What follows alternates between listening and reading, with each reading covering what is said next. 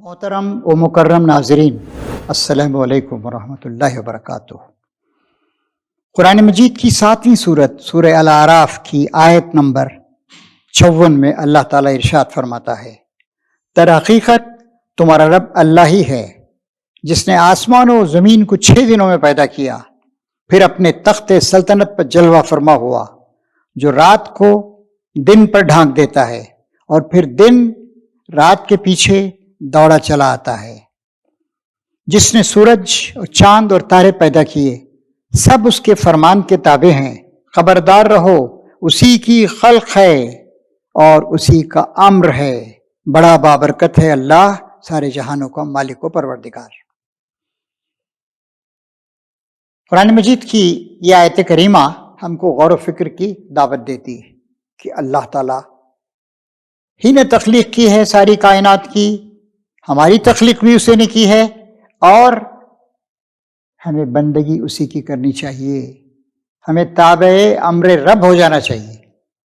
کس انداز سے اللہ تعالیٰ فرما رہا ہے، در حقیقت تمہارا رب اللہ ہی ہے جس نے آسمان و زمین کو 6 دنوں میں پیدا کیا۔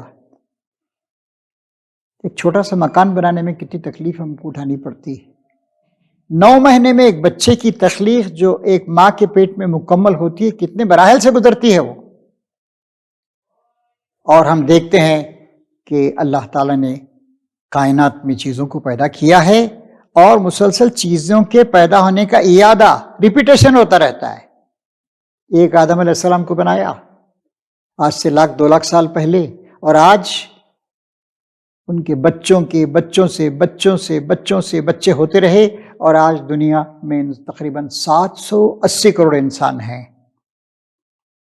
کتنے کیڑے ہیں حشرات الارض، کتنے جاندار ہیں، کتنے پودے ہیں، اور اعادہ خلق، ریکریشن، ایک کنٹینیوس چین آف ریکریشن کا سلسلہ چلتا جا رہا ہے۔ آسمان و زمین کو اللہ نے 6 دنوں میں پیدا کیا، 6 مراحل میں۔ ظاہر ہے ہمارے دن بھی چھوٹے بڑے ہوتے ہیں، نارتھ پول پہ چلے جائیں یا ساؤتھ پول پہ آپ جائیں، قطب شمالی قطب جنوبی، تو وہاں کئی مہینوں کے دن، یہاں تک کہ بالکل ناردرن ٹپ پر، سدرن ٹپ پر 6 مہینے کا دن 6 مہینے کی رات ہوتی ہے۔ اور جو سیارے سورج کے چاروں طرف ہیں، زمین کے علاوہ 7 اور سیارے، وہاں جیسے چاند ہے، 14 دن کا دن 14 دن کی رات ویسے ہوتی ہے وہاں پر۔ مختلف سیاروں کے دن اور رات الگ الگ ہوتے ہیں۔ تو آج جو اللہ نے جو ہمیں علم دیا ہے، اس کی روشنی میں ہم یوں سمجھ سکتے ہیں، یوں تعبیر کر سکتے ہیں، انٹرپریٹیشن کر سکتے ہیں کہ 6 ادوار میں اللہ تعالیٰ نے پیدا کیا۔ پھر اس کے بعد اللہ تعالیٰ فرماتا ہے، پھر اپنے تخت سلطنت پر جلوہ فرما ہوا۔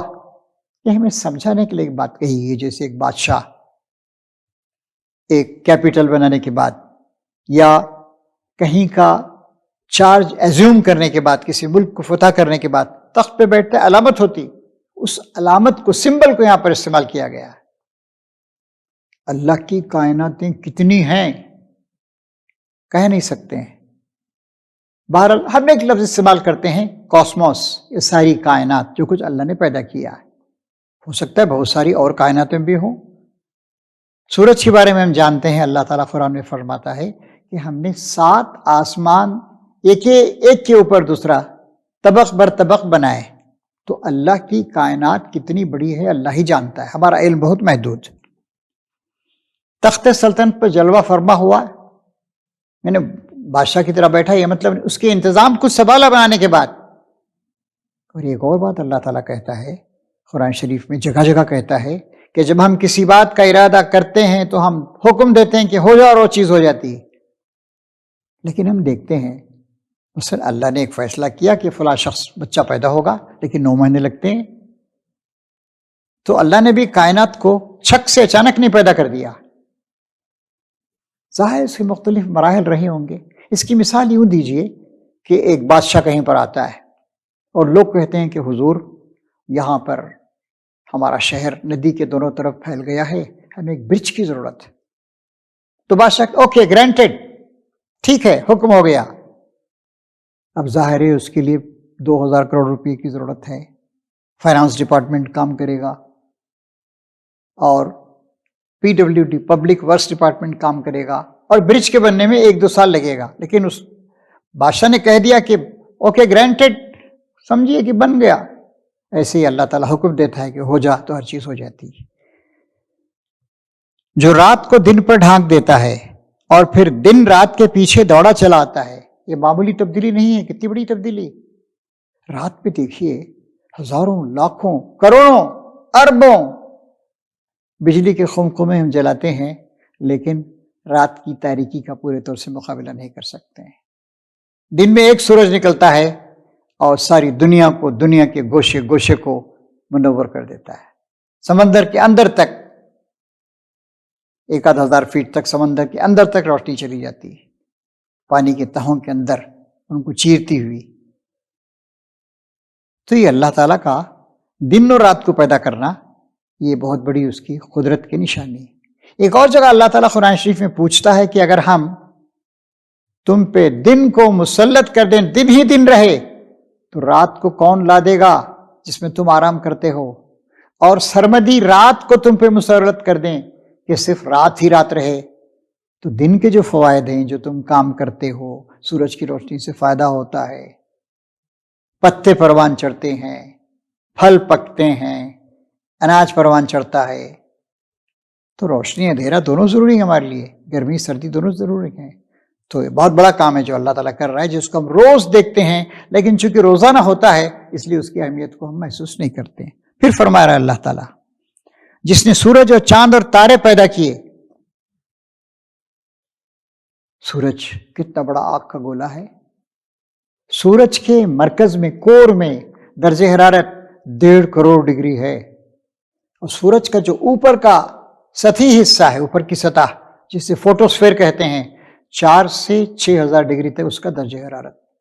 ایک اور عجیب بات میں آپ کو بتاؤں، ہمارے جدید ماہرین فلکیات بتاتے ہیں کہ سورج اتنا بڑا ہے کہ 13 لاکھ زمینیں اس کے اندر ڈال دی جائیں تو سورج بنے گا، اتنا زیادہ ہے اس کا ویلیوم، اور اس کے مرکز سے لے کر اس کے اوپری حصے تک روشنی اور گرمی کو آنے میں 1 لاکھ سال تقریباً لگتے ہیں۔ تصور نہیں کر سکتے ہم سورج کتنا بڑا ہے، کتنی اس کی گرمی۔ ایک حدیث آتی ہے کہ ایک بار نبی کریم صلی اللہ علیہ وسلم کے پاس جبرائیل امین آئے۔ آپ نے کہا جبرائیل جہنم کی کیفیت بیان کرو۔ انہوں نے کہا کہ اللہ نے اسے 1000 سال تک بھڑکایا، یہاں تک کہ وہ سرخ ہو گئی۔ پھر اللہ تبارک و تعالیٰ نے اسے اور 1000 سال تک بھڑکایا، تو پھر اس کے بعد وہ بالکل کالی ہو گئی، اور پھر 1000 سال تک بھڑکایا تو جہنم جو تھی وہ بالکل بے رنگ ہو گئی، کلرلیس ہو گئی۔ نبی کریم صلی اللہ علیہ وسلم جہنم کی اس کیفیت کو سن کر رو پڑے کہ اس جہنم میں اللہ تعالیٰ انسانوں کو داخل کرے گا، کیسی شدید تکلیف ہوگی ان کو۔ تو فرما رہا ہے کہ جس نے سورج اور چاند اور تارے پیدا کیے، سب ایک فرمان کے تابع ہے، ایک نظم ہے۔ زمین ایک نظم کے تحت ایک چکر پورا کرتی ہے، 365 دن، 5 گھنٹے، 48 منٹ اور 45.51 45.51 سیکنڈ میں، اور 66,661 میل فی گھنٹے کی رفتار سے، یا ایک سیکنڈ میں 18.5 میل کی رفتار سے وہ سورج کی طرف اپنا سفر جاری رکھتی ہے۔ چاند کی بھی اللہ نے منزلیں مقرر کر دی ہیں، اور سب حساب کے ساتھ۔ والشمس والقمر بحسبان، سورج اور چاند ایک حساب کے پابند ہیں، سارے ستارے، سارے سیارے، سب کے سب۔ خبردار رہو، اسی کی خلق ہے اور اسی کا امر ہے۔ اب یہ ہے پتے کی بات جس پہ ہمیں توجہ دینی چاہیے۔ تخلیق اس نے کی ہے، سورج چاند ستاروں کو اس نے بنایا ہے، انسانوں کو اس نے پیدا کیا ہے، اور کائنات کی بہت ساری چیزوں کو تمہارے تحت کر دیا ہے، سخر لکم، مسخر کر دیا ہے، یعنی تمہارے لیے مفید بنا دیا ہے، تمہارے لیے استعمال کے قابل بنا دیا ہے۔ جب اس نے پیدا کیا ہے، تم خود اپنے خالق نہیں ہو، سارا نظام اس نے بنایا ہے۔ اس نے یہ نظام بنایا ہے کہ 12 گھنٹے سورج رہے گا، 12 گھنٹے رات رہے گی۔ اس نے یہ نظام بنایا ہے کہ تم 9 مہینے میں تخلیق کے مختلف مراحل سے گزر کر اپنی ماں کے پیٹ سے باہر آؤ گے، اس نے نظام بنایا کہ تم 60-70 سال زندہ رہو گے، اس نے نظام بنایا ہے کہ 50% مرد 50% عورتیں ہوں گی، اس نے نظام بنایا ہے کہ تم ان پودوں کو کھا سکتے ہو، ان کی پیداوار سے استفادہ کر سکتے ہو، جانوروں کو تمہارے لیے مسخر کر دیا ہے، سمندروں کو مسخر کیا، تم کشتیاں اور جہاز چلاتے ان کے اندر۔ الا لہ الخلق، یاد رکھو خلق اس کی ہے، تخلیق کا کارنامہ اس نے انجام دیا۔ He has created, therefore he only deserves to, he only has the power to dictate. جس نے پیدا کیا وہ ڈکٹیٹ کرے گا، امر بھی اسی کا چلے گا۔